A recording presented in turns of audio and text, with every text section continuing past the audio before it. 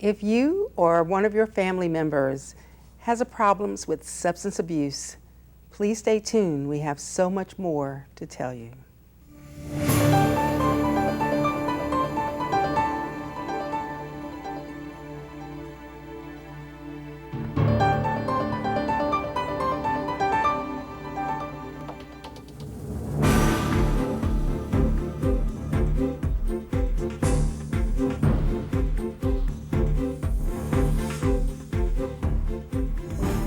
TCT presents Public Report, a look at the issues and events of importance to our viewing area. Now, here is your host. It's my pleasure to have you back here today because I have two amazing guests to talk about the Greensboro Police Department Faith Council. I have Captain Nathaniel Davis and Reverend Pastor Dan Coleman, the senior leader of Center City Church. Welcome. Thank you. Good to be here. Good morning. Thank you. Tell me some more about the Faith Council. Well, the Faith Council is new to the police department. Chief of Police Wayne Scott, who was recently appointed in the last year as the Chief of Police, identified a few areas in our community that we knew we could make contact and continue to have those places that could help us build the bridges and build better relationships in our community. Okay.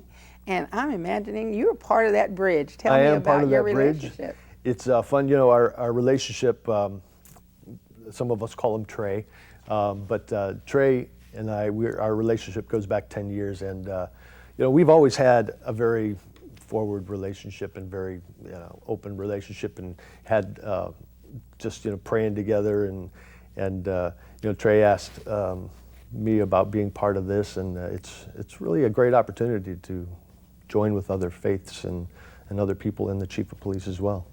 Well, I imagine that the work of the police department is always difficult, and finding ways to bridge those gaps that are out there, looking to the faith community, because many people are touched in one way or the other by the faith community. How did this come to be, and how is it going? Well, we knew moving forward as a police department, police agencies have to think outside of the box. Mm-hmm. And so bridging gaps in our police department is really the underlying premise of what we want to do. And in doing that, we've identified that the faith communities, like you said, do touch a majority of our communities. And so what we've done is reached out as a government entity. We don't just reach out to one faith. And right now we have great participation from a number of different aspects of our community, which include our Christian faith, Jewish faith has been there, as well as our Muslim believers are there as well. And so this has been a great opportunity for us, and we want to be clear, we're not trying to merge faiths, but what we do know is that it is very important to bring all people to the table.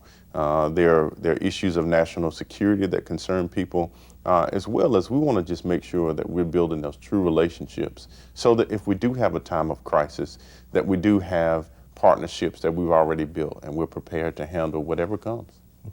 I know that there are many people, many faiths, as you talked about. You've mentioned 3 specifically, but there are many people in the city of Greensboro. I know there are over 120 languages spoken, so I imagine that there are quite a few different faiths that are represented.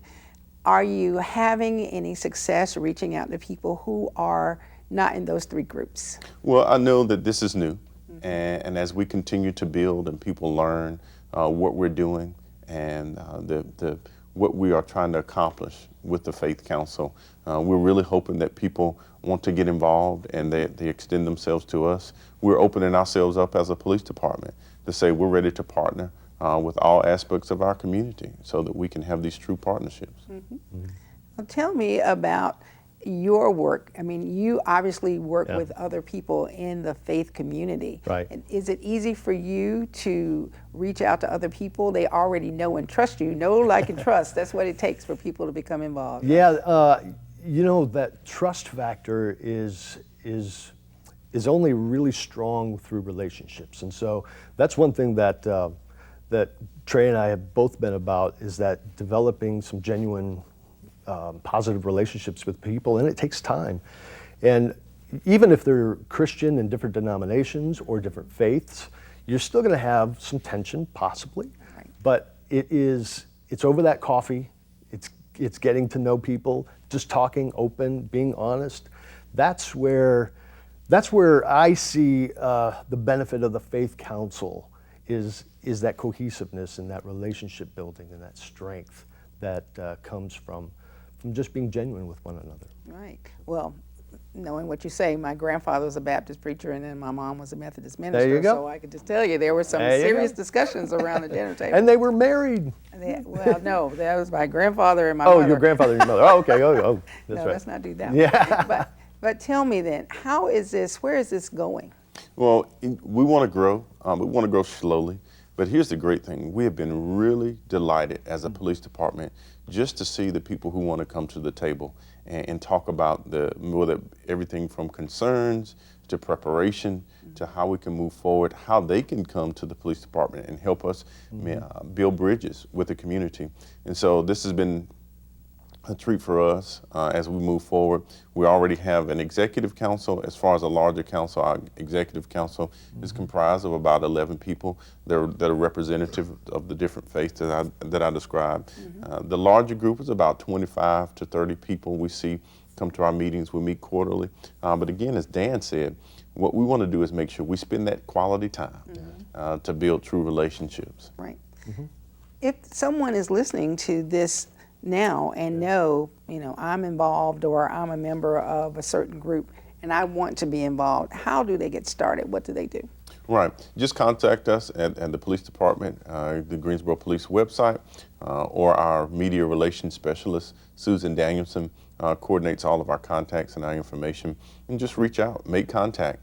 We've had people do everything from make the calls or send emails, and we will meet with them and assess, if the Faith Council best suits what they're looking for and how they want to serve the police department.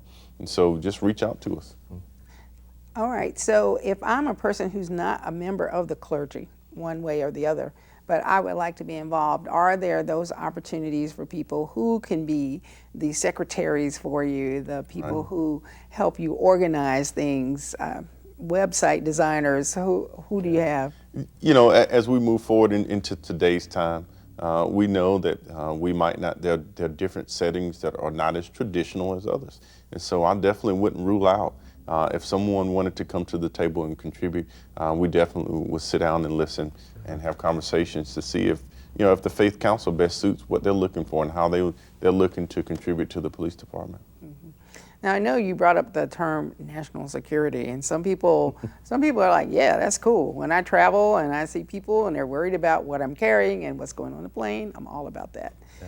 But how does the average person think about national security, and how would the faith community feel like they're able to help? Well, the great thing is this: when you build relationships and when you have conversations, it opens up dialogue. And that dialogue leads to the inner concerns that people may have. And so what we've done, we've been able to come to the table with different concerns that may come from the Jewish community or from the Muslim community, as well as the Christian community. And so in that, what they're able to do is educate themselves about how prepared we are as a police department, as well as what may be going on, what information we may be able to provide. But then also they can educate the people that are in their faith communities, whether it's their congregation or whatever worship center they may have. They can disseminate information that may dispel rumors or may make people feel more comfortable. And in general, as a police department, we're here to serve the whole community.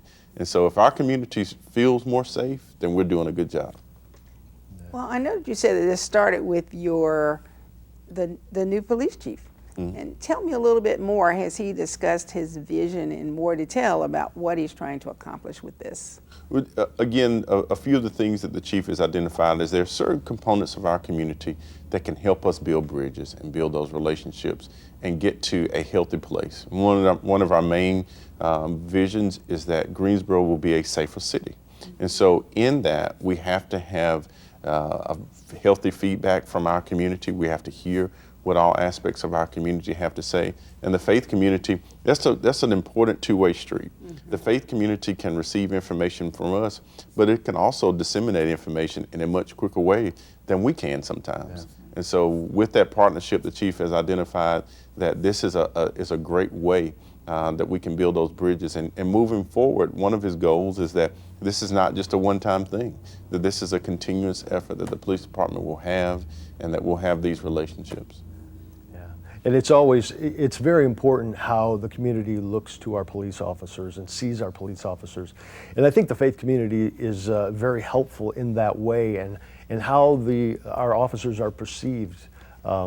With media and different viewpoints of how people see police officers, there's understandings and misunderstandings, and I think that we become a bridge for each other, quite honestly.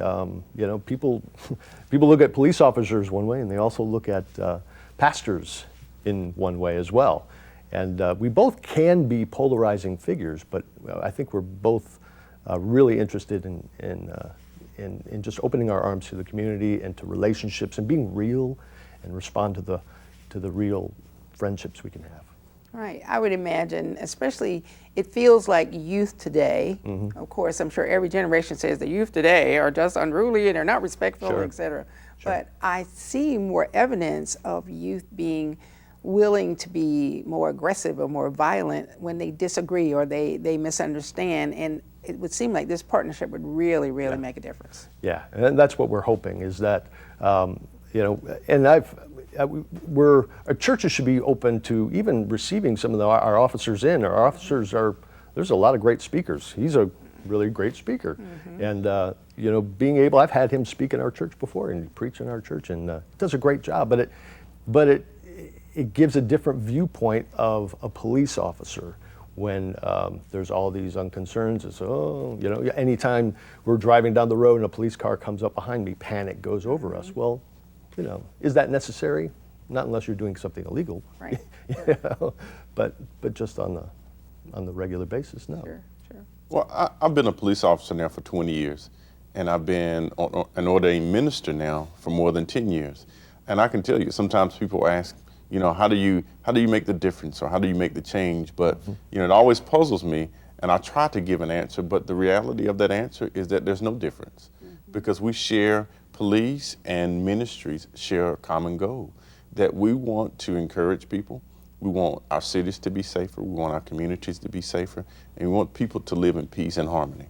And so in that, whether I'm policing, whether I'm keeping your neighborhood safe, or whether I'm ministering to you to encourage you so that your life is in a better place. And so, I really see that we parallel each other, as when I say police and our different faith communities, in our efforts and our goal, and we share common goals in that we want to see a better community. And so it's only reasonable that we partner together. Well, that's great. And the most important thing is for people to know how to get in touch with you. And you mentioned briefly earlier, but could you give your phone number and your website so that anyone who's interested, anyone who knows a pastor, is a clergy of any kind, will get in touch with you? Right. GSOPD.org. I think our website is maybe on the screen, and also Susan Danielson, who's our media relations specialist. I think her number may be on the screen as well. And that's 574-4002. Yes, and make contact with her.